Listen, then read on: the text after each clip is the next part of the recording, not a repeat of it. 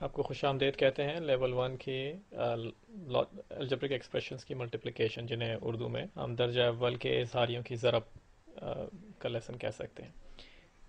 हमारा जो है वो पहला एक्सप्रेशन या इजहारिया जो है, हम इंग्लिश की टर्म्स यूज़ करेंगे तो एक्सप्रेशन जो है वो उर्दू में उसको इजहारिया कहते हैं। तो पहला जो हमारा एक्सप्रेशन है वो x+2 टाइम्स, उसको हम मल्टीप्लाई कर रहे हैं, ज़रब दे रहे हैं x+3 से। ठीक है, और इसके लिए जो है हम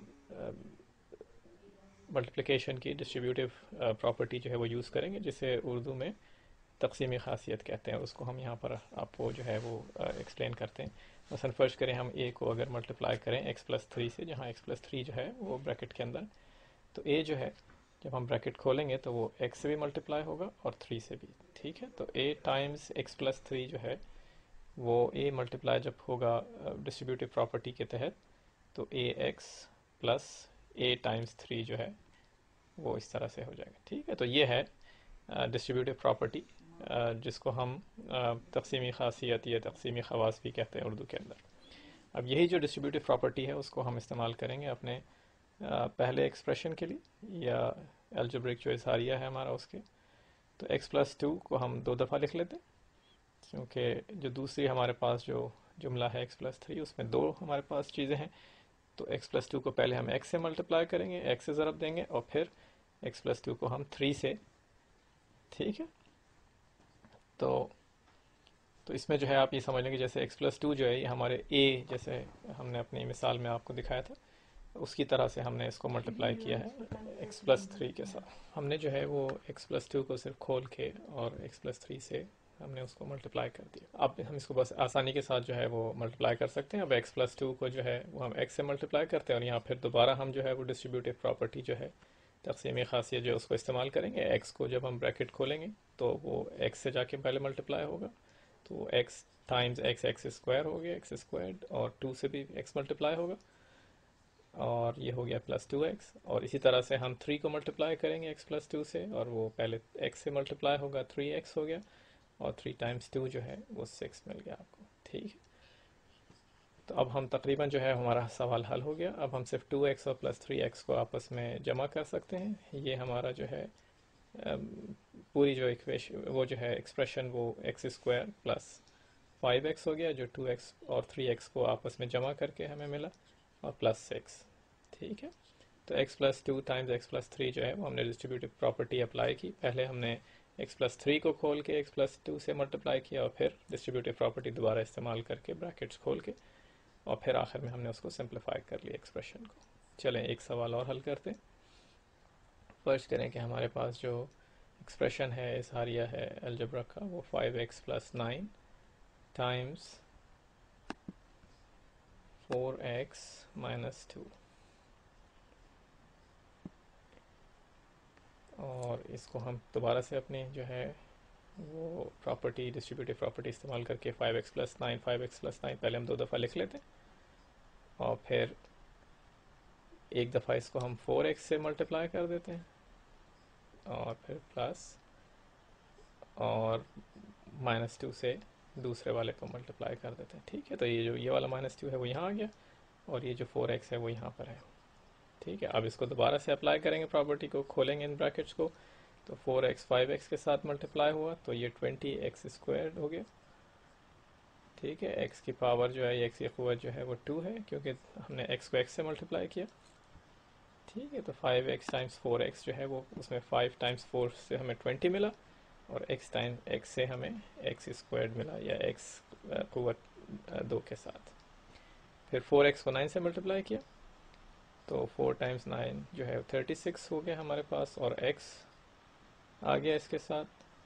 अब दूसरी तरफ 5x -2 से जब मल्टीप्लाई हुआ तो -10x हो गया, -2 को 9 से जब मल्टीप्लाई किया तो -18 आ गया। ठीक है, -18। अब 20x² आ गया। अब हमारे पास बीच में दो टर्म्स हैं जिसमें x है, ये आपस में एक दूसरे के साथ हम जमा कर सकते हैं, तो ये 36x -10x जो है वो 26x हो गया, और 18 जो है -18 वो वैसे का वैसे ही रह गया। चले एक सवाल जो है और हल कर लेते हैं हम। चलें इस दूसरे सवाल में जो है हमारे पास 2x + y, ठीक है, हम ये ब्रैकेट है हमारा, और दूसरा जो जुमला है इस एक्सप्रेशन के अंदर, वो है 3x + 2y। ठीक है, इसमें हमारे पास दो वेरिएबल, या जिन्हें उर्दू में मुतग़य्यर कहते हैं, दो वेरिएबल्स हैं हमारे पास, x और y। चलें दोबारा से हम जो है वो डिस्ट्रीब्यूटिव प्रॉपर्टी जो है तक़सीम खासियत इस्तेमाल करेंगे।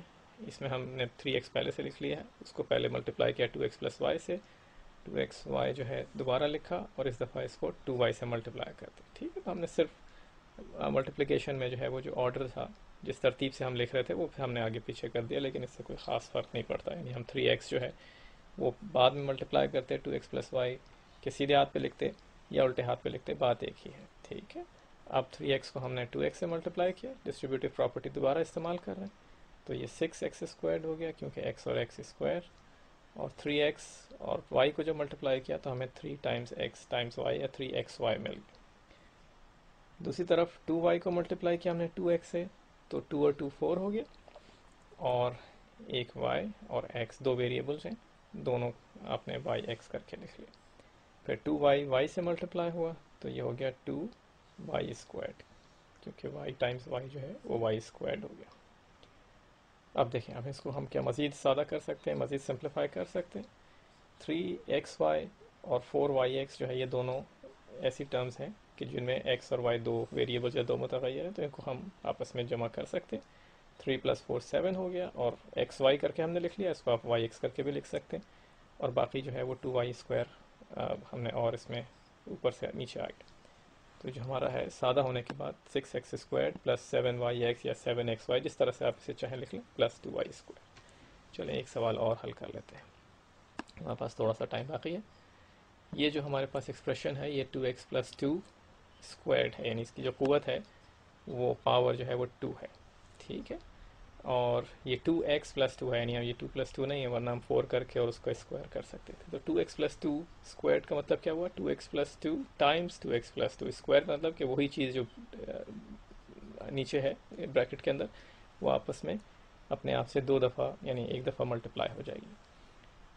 तो 2x + 2 को 2x से पहले मल्टीप्लाई करेंगे, फिर 2x + 2 को जो है 2 से मल्टीप्लाई करेंगे, वही हमारी डिस्ट्रीब्यूटिव प्रॉपर्टी जो है तक़सीम खासियत। पहला 2x जब मल्टीप्लाई हुआ 2x से तो 4x² हो गया, फिर 2x + 2 4x, और दूसरी तरफ हमारे पास 2 मल्टीप्लाई हो रहा है तो वो 4x + 4, और इसको आप जब सिंप्लीफाई करेंगे बीच की दो टर्म्स जो हैं ये 4x² + 8x + 4 हो गया। ठीक है जनाब, तो और हम